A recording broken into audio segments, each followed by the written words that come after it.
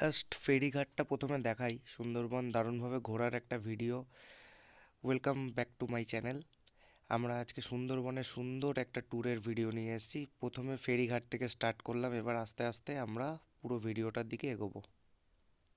ইতিমধ্যে আমরা এসে পৌঁছেছি সুন্দরবনের টাইগার রিজার্ভ, যেটা গদখালি ঘাট ফেরিঘাট বলে।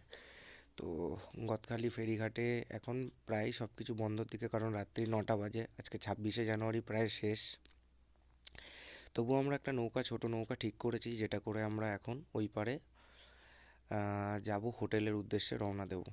তোমাদের হোটেলের উদ্দেশ্যে রওনা দেওয়ার আগে বলে রাখি, যারা এখানে আসার কথা ভাবছো তারা সকাল সকালই আসলে জায়গাটা ভালো হয়। তো আমরা এখন বোটে উঠবো, চলো দেখা যাক। তো বন্ধুরা, আমরা বোটে উঠে গেছি। বোট ঠিক নয়, নৌকা, ছোট নৌকা একটা। এখন জাস্ট স্টার্ট দিল নৌকাটা, অন্ধকারের মধ্যে অতটা দেখা যাচ্ছে না। আমরা এবার এগিয়ে যাচ্ছি ধীরে ধীরে আমাদের হোটেলের পথে, মানে জাস্ট আমরা ওই পারেই যাব, যেহেতু পাখিরালয় বা ওইদিকে হোটেল নেই 26শে জানুয়ারির জন্য। আমরা বালিহল বলে একটা জায়গা আছে, ওখানে আমরা হোটেলটাকে স্টে করব, হোটেলটাও দেখাবো। হোটেলটাও খুব ভালোই হবে আশা করছি। আর এইটা বড় জেটি, যেটাতে করে সকালবেলা ঘোরা হয়, ঘুরতে যাওয়া হয় আর কি। রান্না বান্না সব কিছু এর ভেতরেই হয়। তো কালকে সকালে যখন আমরা বেরোবো সব কিছু তার মধ্যে থাকবে, দেখতে পাবে। আমরা জাস্ট হোটেলে পৌঁছাবো, হোটেলে দেখা যাক। জাস্ট হোটেলে পৌঁছেছি, হোটেলের চারিদিকটা একবার দেখিয়ে দিই। খুব সুন্দর দেখতে হোটেলটা, গ্রামের বাড়ি, মাটির,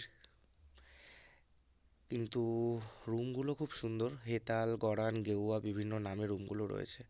ডবল বেড করা আছে, বিছনায় যেইটুকু দরকার সামগ্রী দেওয়া আছে, ঠান্ডার জন্য খুবই ঠান্ডা, এবং মশারিও দেওয়া আছে। এবং ওয়াশরুমটা মোটামুটি পরিষ্কার, একেবারে চলার মতো যতটুকু দরকার। বাইরে প্রচণ্ড ঠান্ডা, অলরেডি এখানে 10টা থেকে 10:30 বেজে গেছে, এখন খাওয়া দাওয়া চলছে।